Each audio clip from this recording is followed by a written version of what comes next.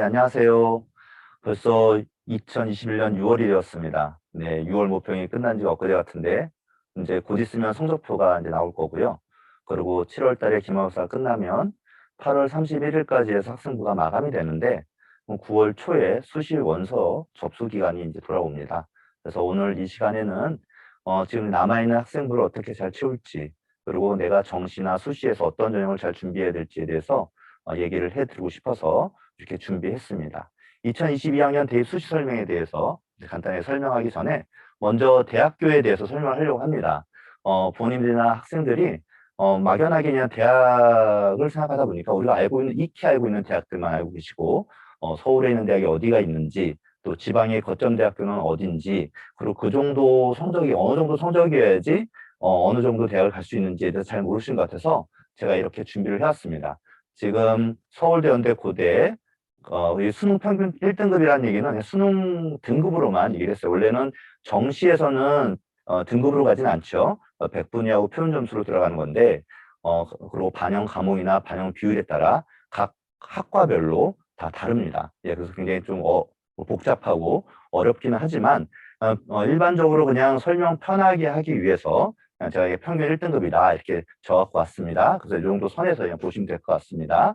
그리고 서강대, 송년대, 한양대, 중대, 경희대, 외대, 시립대, 이대, 네, 동국대, 홍대, 그 다음에 숙대까지 이렇게 해서 제가 15개 대학교, 상위 15개 대학교라고 그러는데요. 한 평균 1.8에서 한 2등급 정도 그 안에 들어오면 요 상위 15개 대학교에 갈 수 있다. 물론 케이스 바이 케이스고 학생에 따라 다르기 때문에 그보다 성적이 좀 안 좋아도 합격이 가능하고요.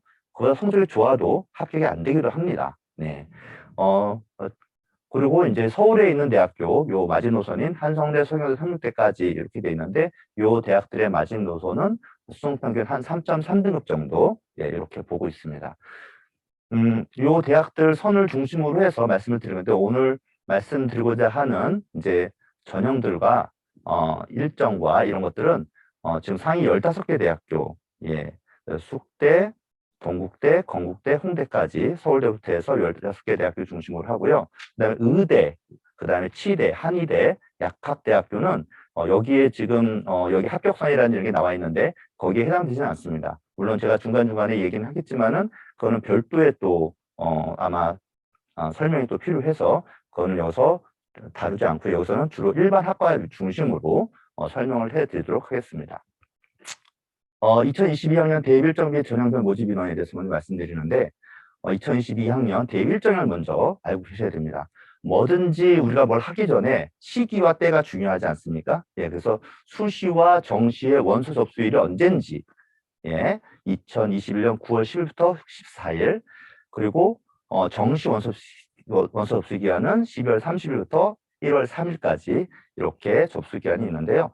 이 접수 기간이 중요하죠. 왜냐하면 원서 접수를 하지 않으면 아예 대학교에 그 학교에 합격할 가능성이 전혀 없지 않습니까? 그죠? 그래서 원서 접수 기간이 굉장히 중요하고 합격자 발표 기간이 수시가 12월 16일입니다. 물론 일부 학교에서는 이전에 발표하기도 합니다.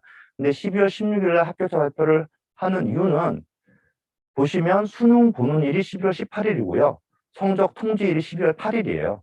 예, 그래서 성적표가 나오고 나면 수시에서는 수능 최저학 기준을 요구하는 대학들이 있지 않습니까? 예, 그래서 합격자 발표가 이 이후에 나오고, 그럼 원서 접수하고 나서 그동안 뭐 하느냐? 대학마다 보는 이제 대학별 고사라든지 면접, 네, 또 서류 심사 같은 것들이 있습니다. 그래서 그 기간 동안에, 이 기간 동안에 대학별로 전형이 치루어지고 12월 16일 날 최종 발표가 나면 이제 등록을 합니다. 그죠? 12월 17일부터 20일까지 4일 중에 4일간 등록 기간을 있는데 수시 원서는 최대 6개를 쓸 수 있죠. 6개 원서 중에서 만약 6개를 다 붙었다. 그러면 그중에 내가 가장 가고 싶은 대학 하나만 쓸 거고 나머지 5개 대학은 등록을 안 할 거니까 그럼 미등록 충원 인원이 생깁니다. 예, 그래서 미등록 충원 인원에 대한 합격자 통보가 12월 27일 월요일 저녁 9시까지 이루어집니다. 그래서 예비 번호가 뜨게 되면 홈페이지에서 발표를 하기 때문에 항상 수시로 들어가서 예, 홈페이지, 대학교의 홈페이지에 들어가서 자기 예비 번호를 확인해서 합격이 됐는지를 확인하고 그 다음에 등록을 하면 됩니다.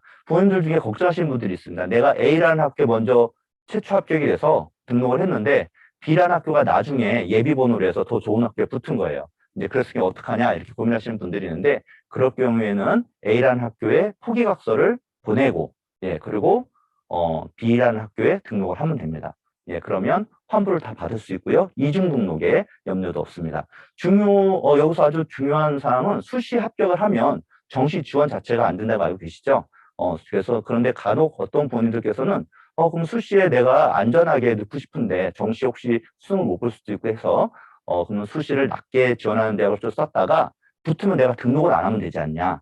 등록을 안 했으니까 상관없지 않냐? 이렇게 하시는 분들이 계시는데 그렇지 않습니다. 수시는 등록 여부에 관계없이 합격을 하면 무조건 가야 됩니다. 내가 등록을 하지 않는다고 해도 정시 지원 자체에 자격이 없기 때문에 만약에 정시에 지원했을 경우에는 이중 등록이 돼버려서 불합격 처리가 됩니다. 그러니까 절대 그런 일을 하지 않도록 해주시고 수시를 쓸 때는 항상 신중하게 고민하셔서 쓰셔야 되고 정시보다 낮은 대학을 쓸 때는 11월 18일 수능 이후에 있는 면접이나 논술 전형이 있는 대학들을 활용하셔서 내가 혹시 수능을 보고 나서 그 대학 논술이나 면접을 안 가면 되니까 그래서 전략적으로 수시원서 6장을 정시와 함께 구성을 하셔야 됩니다. 그리고 정시는 이제 12월 30일부터 수시 합격자 충원 통보가 12월 27일에 끝나면 28일까지가 이제 등록 기간 마지막 날이거든요. 그래서 28일 날 등록이 다 끝납니다. 그러면 29일 날 하루 정도 대학에서 정리를 한 다음에 30일 날 수능 원서 접수 기간, 정시 원서 접수 기간이 시작이 되는데 이때 인원이 더 늘어나죠. 왜냐하면 수시에서 뽑지 않은 미충원 인원을 정시로 이월시키기 때문에 뭐 서울대나 연대, 고대 같은 경우에는 물론 해마다 좀 다르긴 하지만 한 200명 정도를 정시로 이월시킵니다. 그래서 인원이 더 늘어난다는 사실을 알고 계시면 좋을 것 같고요. 그리고 원서 접수 기간 요 3일 중에 가군에 하나, 나군에 하나, 다군에 하나 이렇게 해서 정시는 꼭 총 3개의 대학을 쓸 수 있습니다. 물론 학교들이 많이 위치한 군은 가군하고 나군이죠. 다군은 좀 학교 수가 좀 적고 그리고 가장 우리가 선호하는 대학교, 아이들이 인지도가 높은 대학교 중에서는 중앙대학교가 다군에 제일 높은 학교로 되어 있습니다. 합격자 발표는 2월 8일인데 2월 8일 날 끝나고 나면 다시 또 여기도 충원 기간이 또 생겨요. 그래서 2월 9일부터 2월 11일까지 최초 등록을 하고 2월 11일 이후부터 미등록 충원을 계속합니다. 정시는요. 그래서 2월 20일 일요일 저녁 9시까지 이때 전화가 가죠. 그래서 저녁 9시에 전화 받는 아이가 제일 기쁜 아이죠. 그래서 홈페이지에 등록이 공개가 되는데 2월 20일 일요일 같은 경우에는 오후부터는 전화가 갑니다. 홈페이지 볼 시간이 없다고 생각하니까 그래서 모르는 전화가 오면 반드시 받으셔야 되고요. 수시 같은 경우에도 간혹 전화가 가는 경우가 있습니다. 제가 없는 줄 알았더니만은 작년 같은 게 이대 같은 경우에도 특별한 아이들이 전화가 갔습니다. 미등록 충원 인원을 해서 9시 전까지 전화가 가더라고요. 그래서 수시 기간에도 혹시 모르는 전화가 오더라도 꼭 받으셨으면 좋겠습니다. 원서 접수 기간 꼭 기억해 두시고 그다음 합격자 등록 기간에 들어가셔서 자기가 꼭 합격했는지 확인해야 됩니다. 예전에 자기가 예비번호에 합격했는데도 불구하고 홈페이지에 들어서 확인을 안 해가지고 아이가 불이익을 본 경우가 있습니다. 그래서 그런 경우가 없도록 합격자 등록 기간에 꼭 홈페이지에 들어가셔서 추가 합격이 있는지 확인해 주셨으면 좋겠습니다. 그리고 추가 모집 기간이 또 있습니다.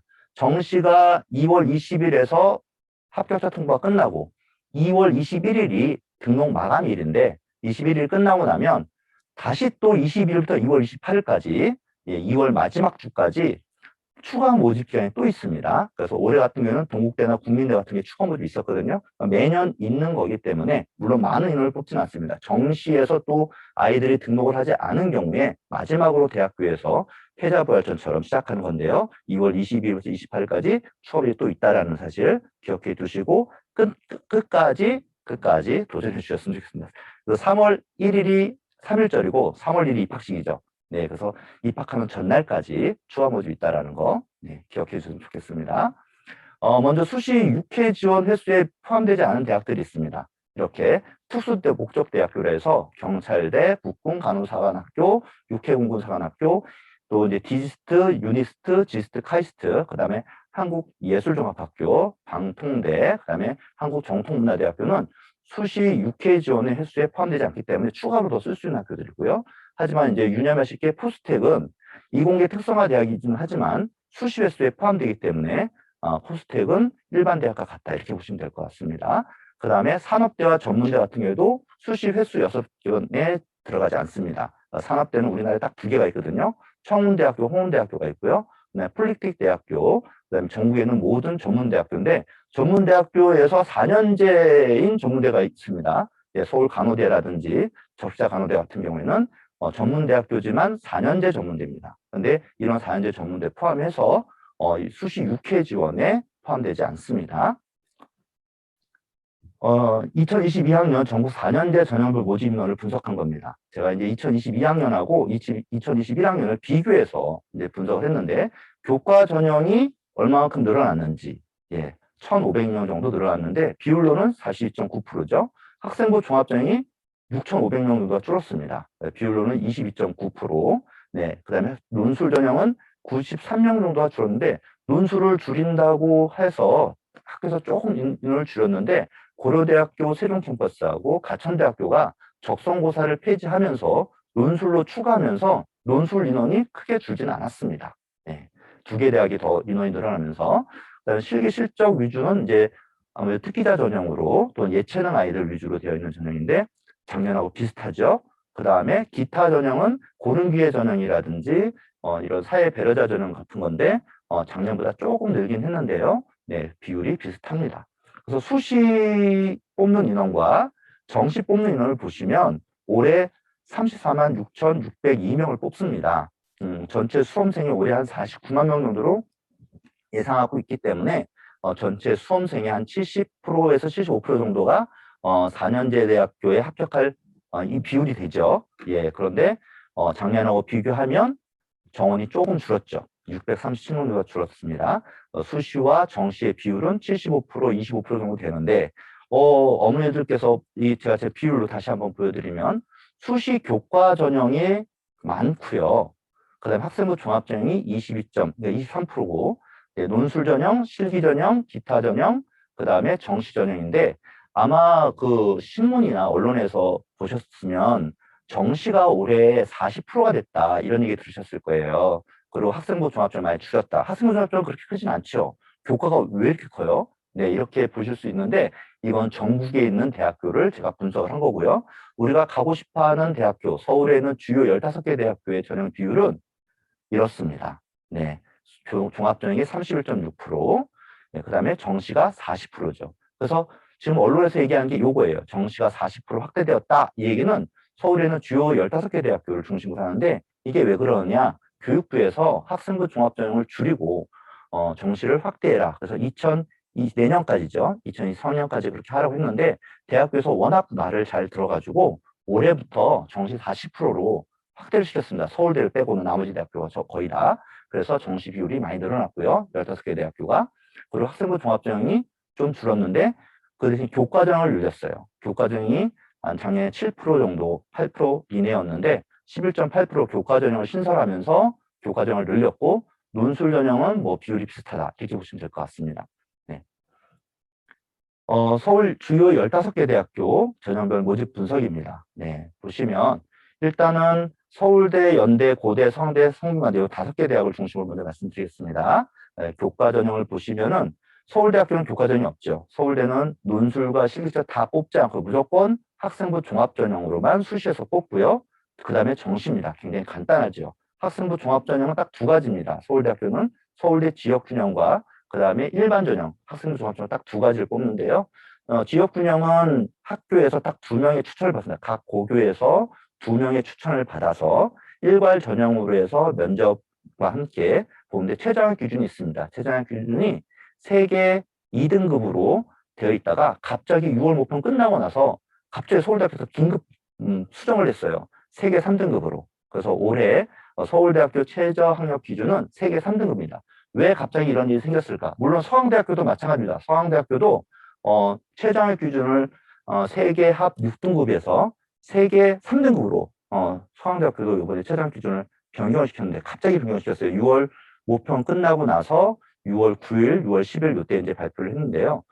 그 이유는 학생 수가 줄다 보니까 아무래도 등급 받기가 어렵겠죠. 그래서 수능에 대한 등급이 예전보다 받기가 쉽지 않아서 최저학 기준을 좀 완화시켰습니다. 그 다음에 연대 같은 경우에는 작년에 교과 전형이 없었는데 올해 교과 전형에 신설을 했고요. 그 다음에 학생부 종합 전형에서 최저학 기준이 없었는데 올해는 최저학 기준이 생겼습니다. 예. 그리고 교과라든지 논술은 최저학 기준이 없죠.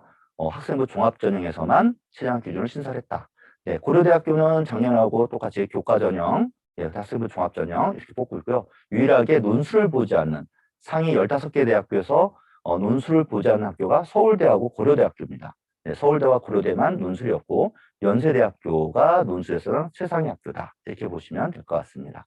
그 다음에 서강대학교도 올해 교과전형을 신설을 했고요. 성균관대학교도 올해 교과전형을 신설했습니다. 이 교과전형의 특성은 요 다음에 이제 말씀을 드리겠지만 교과전형 같은 경우는 학교에서 추천한 인원으로 제한이 되어 있고요. 자격 조건이 있어요. 그래서 고3 재학생 중심이냐 아니면 재수생까지 가능하냐 아니면 삼수생도 가능하냐 이거에 따라서 재학 조건이 있기 때문에 그런 것들을 확인해서 지원을 하셔야 될 것 같습니다.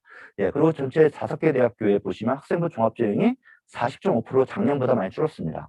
그리고 수시가 그래서 같이 줄었고요. 그 대신에 교과와 종합이 정시가 늘었다. 이렇게 보시면 될 것 같고요. 상위 15개 대학교, 한양대, 중대, 경희대, 외대, 시립대, 이대, 건국대, 동국대, 홍대, 숙명여대 여기까지의 인원이 44,000명을 뽑습니다. 44,000명. 제가 아까 올해 수능 보는 인원이 48만 명, 49만 명으로 예측이 된다고 그랬잖아요. 그래서 수능 보는 아이들이 한 10%좀 넘는 인원 이렇게 보시면 될 것 같은데요. 예, 그 정도가 상위 15개 대학교의 입학 정원이다. 이렇게 보시면 될 것 같고요. 보시면은 웬만하면 모든 전형을 다 뽑죠. 예, 외대 같은 경우는 실기 전형이 없고 중앙대는 기타 전형이 없고 나머지는 다 뽑는다라는 거 이렇게 보시면 모든 전형에서 골고루 대학들이 뽑고 있다. 이렇게 보시면 될 것 같습니다. 여기서 보시면은 교과 전형이 신설된 학교들이 있어서 11.8%. 네, 그리고 종합으로는 31.2% 작년보다 줄었습니다. 그리고 수시가 그래서 같이 줄었고요. 정시가 39.4%에서 상위 15개 대학교를 합하면은 정시 비율이 40% 정도 된다. 이렇게 보시면 되는데 아까 처음에 말씀드렸듯이 수시에서 못 뽑는 아이들을 미등록 충원 인원 아이들을 예, 정시로 이월시키기 때문에 정시 인원이 40%가 아니고 한 45% 정도는 될 것이다. 이렇게 보여지고 있습니다. 네, 2022년 수시 전형별 분석 학생부 교과 전형은 요 다음에 이어서 또 설명을 해드리도록 하겠습니다. 네, 감사합니다.